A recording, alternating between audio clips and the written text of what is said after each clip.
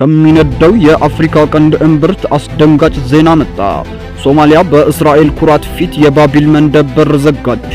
እያወራን ያለነው ስለ ፖለቲካዊ ውሳኔ ሳይሆን ሞቃዲሾ የሶማሊያ ሉዓላዊነት ቀይ መስመር መሆኑን ያወጀችበት የምድር መንቀጥቀጥ ነው። ከሰንዓ የመን ጋር በተደረገ ሚስጥራዊ ጥምረት የውሃ መንገዱን ለእስራኤል የባህር ኃይል ገዳይ ወጥመድ አድርገዋለች። ዓለም በመንደብ እየታነቀች ባለችበት ወቅት ሽብሩ ወደ ሆርሙዝ ውሃ ተሸጋግሯል። ለንደን ኢራን የቀበረቻቸው ፈንጂዎች ለመጋፈጥ ፈንጂ አውዳሚ መርከቦች ልካለች። ዶናልድ ትራምፕ አሁንም ድረስ ኢኮኖሚውን አንቀው በመያዝ ላይ ይገኛሉ። ሶማሊያ በእስራኤል መርከቦች ፊት የባብል መንደብ መዝጋቷን ተራ ውሳኔ ሳይሆን ሙሉ የጂኦፖለቲካዊ መንቀጥቀጥ ነው ተብሏል። እስራኤል ሶማሊላንድን ዕውቅና በመስጠትና አምባሳደር በመሾም ትልቅ ስህተት ሰርታለች። ቴል አቪቭ የአፍሪካ ቀንድን ዘልቃ በመግባት በኤደን ባህረ ሰላጤ ላይ ቦታ ለማግኘት አቅዳ ነበር። ነገር ግን ሞቃዲሾ የባብል መንደብ በር በመዝጋት ምላሽ ሰጠች። ሶማሊያ የራሷን የሉዓላዊነት ትግል ከዓለም አቀፍ ትግል ጋር አቆራኝተዋለች ተብሏል።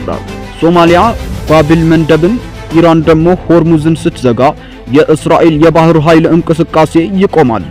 እያወራን ያለነው ስለ ተበታተኑ ግጭቶች ሳይሆን ስለ ዓለም አቀፍ የንግድና የነዳጅ መስመሮች መታነቅ ነው። ምንም እንኳን ባለሙያዎች የሶማሊያን ወታደራዊ አቅም ቢጠራጠሩም ሞቃዲሾ ግን ከየመን ከሰንዓ ባለስልጣናት ጋር ጥምረት የመፍጠር ካርታን እየተጠቀመች ነው። በባብል መንደብ በዲፕሎማሲያዊ ፍልሚያ ሲካሄድ እውነተኛ ሽብር ወደ ሆርሙዝ ባህረ ሰላጤ ተሸጋግሯል። የለንደን ድንገተኛ ጣልቃ ገብነት ለጉራ ሳይሆን ከውሃ ስር ላለ አደጋ ነው ተብሏል።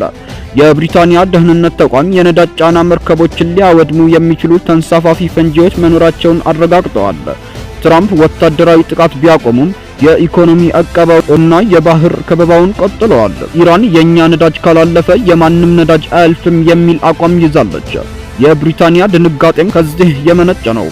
በሌላ በኩል ኢራን 2 መርከቦችን በቁጥጥር ስር ማዋላን አውጃለች። የሚገርመው የዋይት ሃውስ አቋም ነው። ትራምፕ ይህ እርምጃ የተኩስ አቁም ስምምነት አያፈርስም ብለዋል። ምናልባት ትራምፕ ወታደራዊ ግጭት ለማስቀረት ለኢራን እድል እየሰጡ ነው። እሳቸው ቀጥተኛ ጥረት በኢራን የሞት ፍርድ ተፈርዶባቸው የነበሩ 8 ሴት ሰልፈኞች እንዲቆሙ አድርገዋል።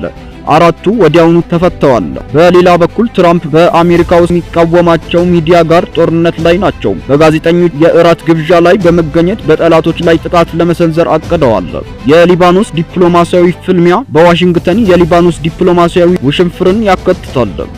የሊባኖስ አምባሳደር ከእስራኤል አምባሳደር ጋር በአሜሪካ የውጭ ጉዳይ ሚኒስቴር ማርክ ሩቢዮ ፊት ለፊት ተቀምጠዋል።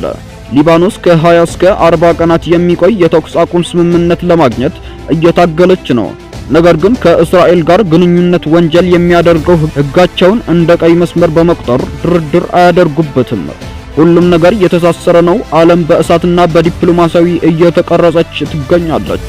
ለሰዓቱ ይዤላችሁ የቀረብኩት አጫጭር መረጃዎች ይሄን ይመስሉ ነበር። እናንተም ሐሳብ አስተያየቶቻችሁን ኮሜንት ላይ በመጻፍ ላይክ እና ሼር እንዲሁም ሰብስክራይብ በማድረግ ላይ አይርሳው።